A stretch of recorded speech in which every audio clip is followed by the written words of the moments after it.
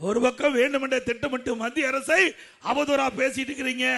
ஆனால் மத்திய அரசு நாம் கேட்ட நிதியை கொடுத்த அரசாங்கம் மத்திய அரசாங்கம்.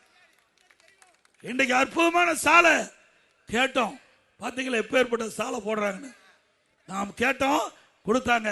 துறைமுகம் விரிவாக்கம், விமானம் திருச்சி விமானம் விரிவாக்கம், தூத்துக்குடி விரிவாக்கம், இப்படி திட்டங்கள். ரயில்வே புதிய ரயில் கேட்டோம், விட்டான்.